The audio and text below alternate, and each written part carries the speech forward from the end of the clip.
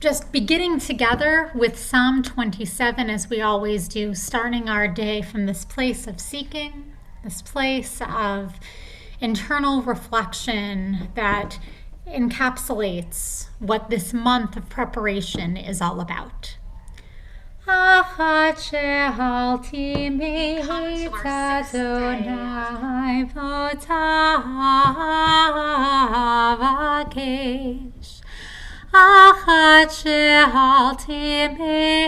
Adonai otah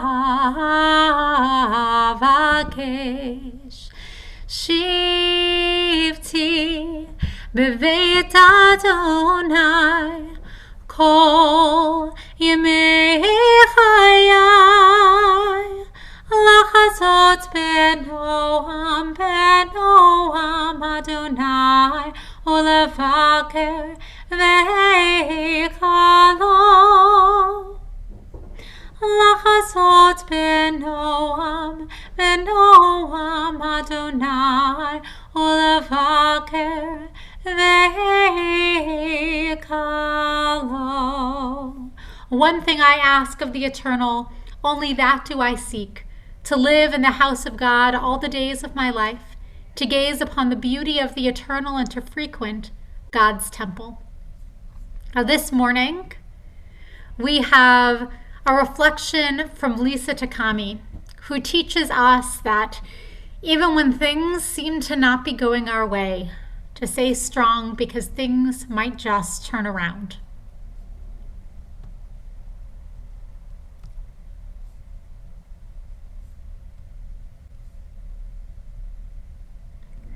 Good evening, Temple Bethel family, and thank you to Rabbi Cassie for the opportunity to share a story of resilience. So about 18 months ago, a dream job came along, and I applied for it. It was a very ambitious career option, I guess I could say. I had been looking to advance in my career. I was very happy in my position at El Camino College, but I had been in the position for nearly 5 years. And when this particular position came along, I was in a postdoctoral scholars program. And while I thought it was a very ambitious leap, I had a lot of encouragement to apply.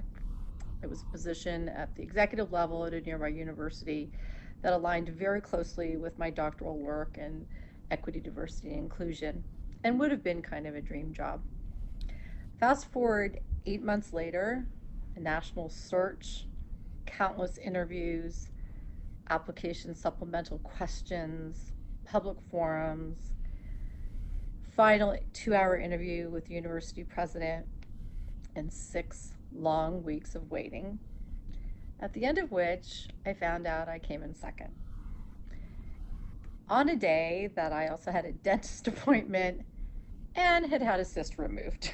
Not exactly a good day. A deafening disappointment. And yet, at the end of that day, Sarah and I went to a bakery. We bought Michael's then girlfriend cupcakes, and we drove to Disneyland at midnight to pick up Michael and his girlfriend, who had had a joyous day of celebration for her birthday at Disneyland.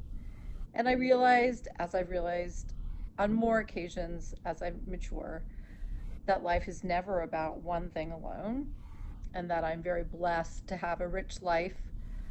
A tapestry is how I refer to my life to the kids, made up of many things, and that Michael and Sydney's joy on that particular day helped, at least at that point, to balance my unbelievable and bitter disappointment of having worked so hard for so many months for something that I knew would be fantastic, and yet to have it all pulled away in one brief phone call. Several months later, I had the opportunity to go back and speak with the college president because the position was never filled. The candidate who came in first had a family emergency, and the position was left vacant in December of 2019. And so my very last meeting of 2019 was with this university president, who for me is like a living Dr. Martin Luther King, someone who I would have loved to have served in his administration, someone who I would have learned a great deal from, someone who I still remain who I still retain a lot, retain a lot of respect for, but someone for whom I was not destined to work. We had a very wonderful 1 hour meeting.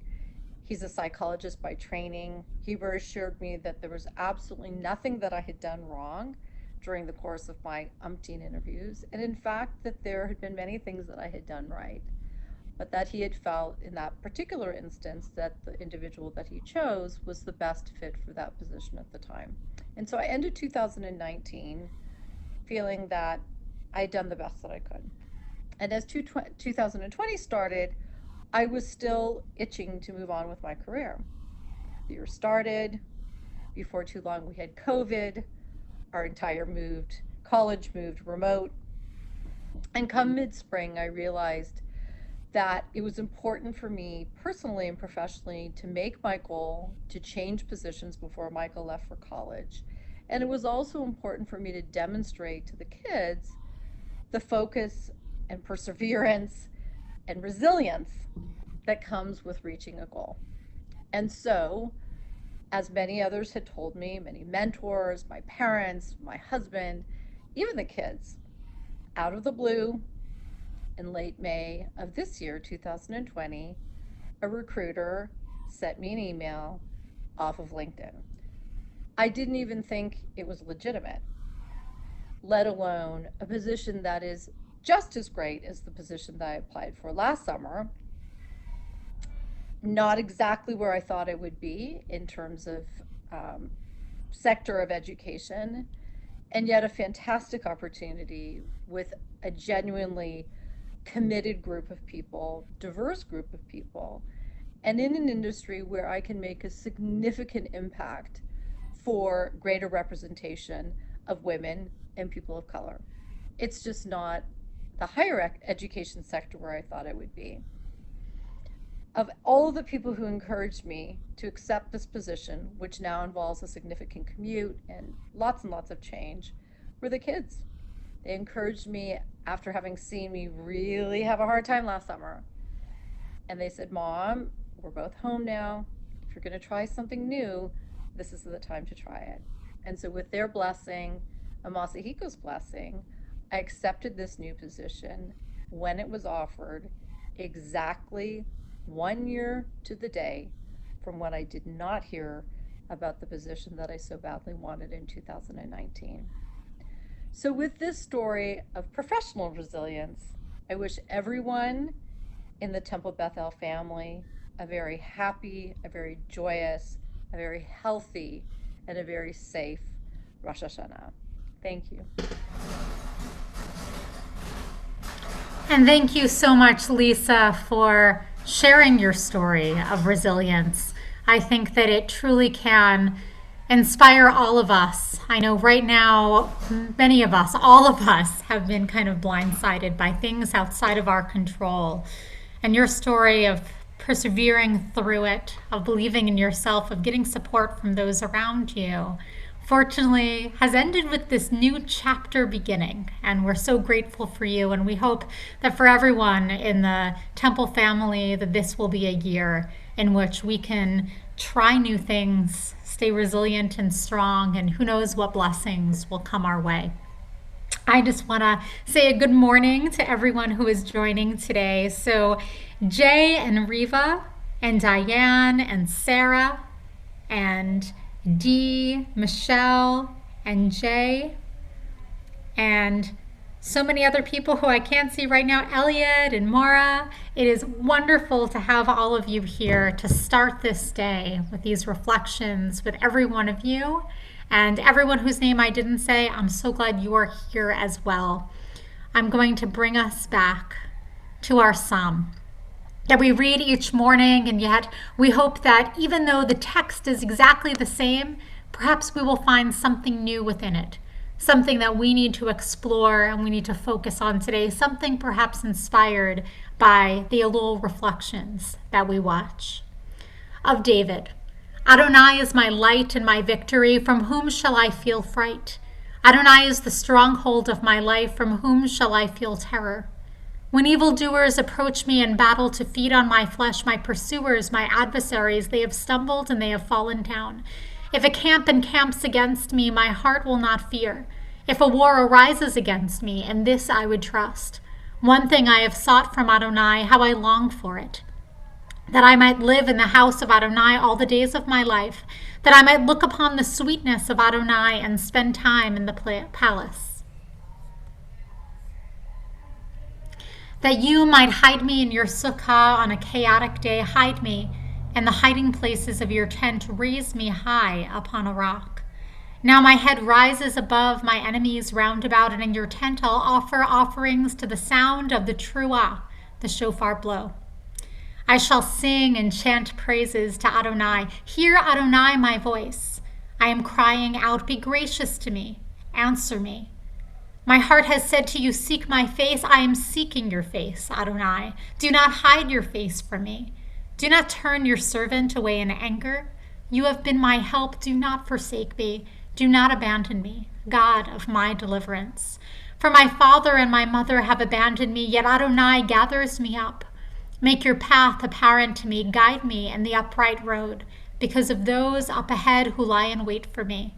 Do not hand me over to the lust of my adversaries, for false witnesses have risen against me, puffing violently.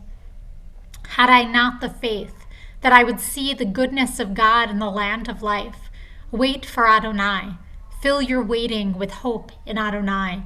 Let your heart be strong and of good courage, and wait hopefully for Adonai. As we slowly make our way through deeper reflections on lines in the psalm, today we focus on the very third line. If a camp encamps against me, my heart will not fear. If a war rises against me, in this I would trust. And the key word in this line is one of these bolded words in between, this word, yirah.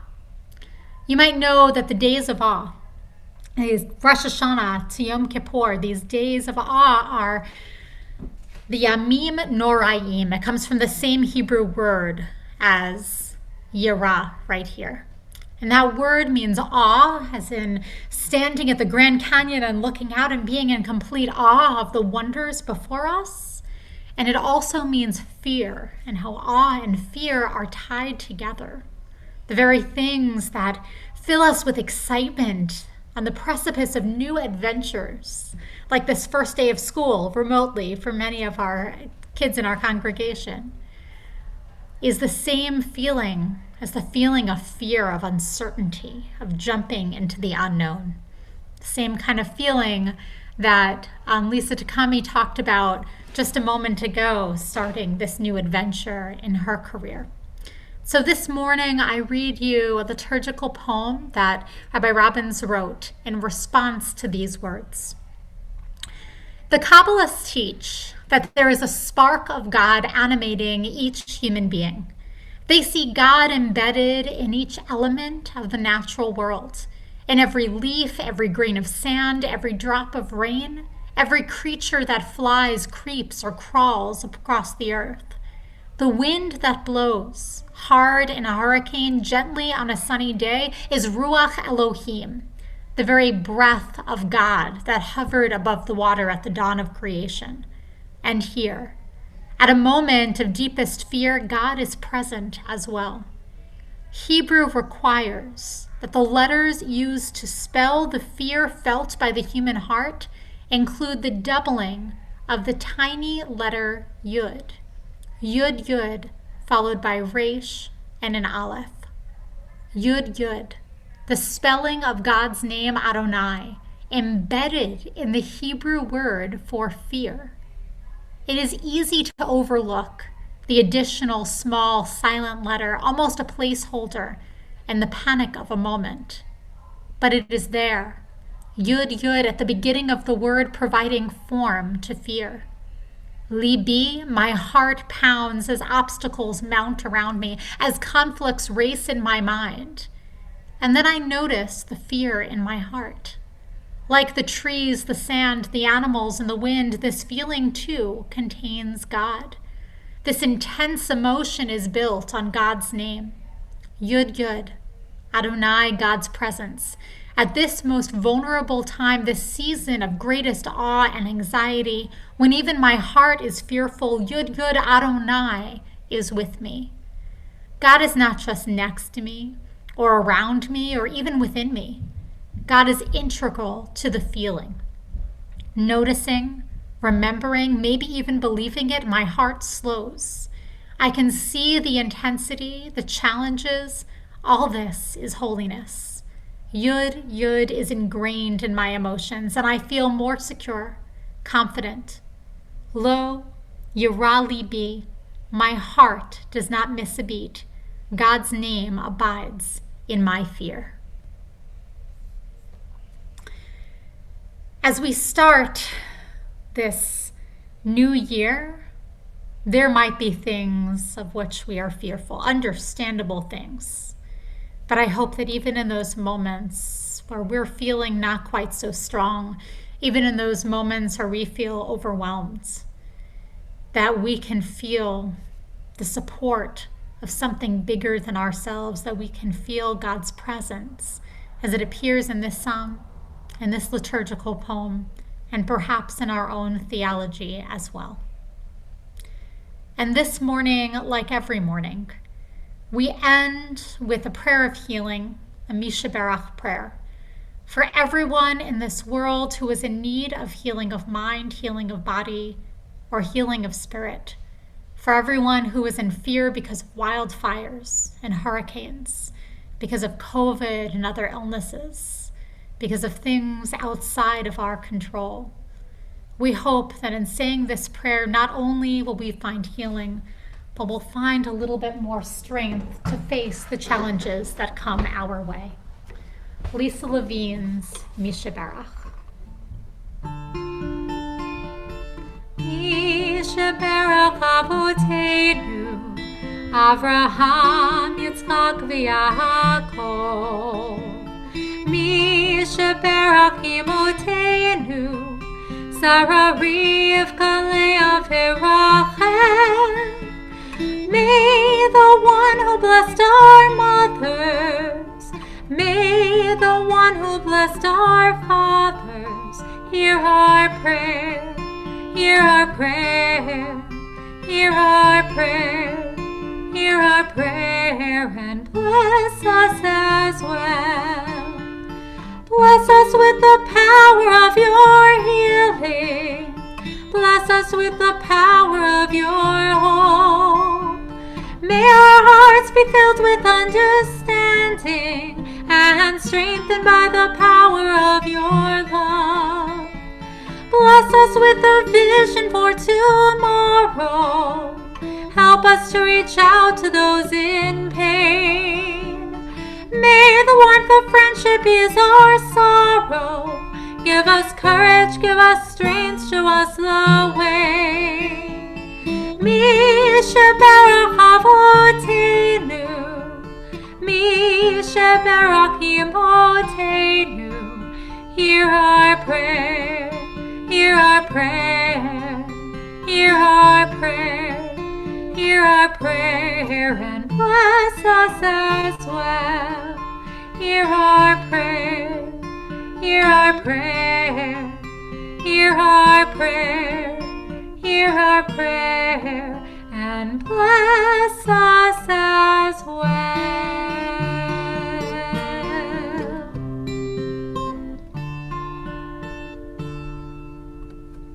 I hope everyone has a day filled with blessings, and I look forward to seeing you tomorrow as we continue through the days of Elul.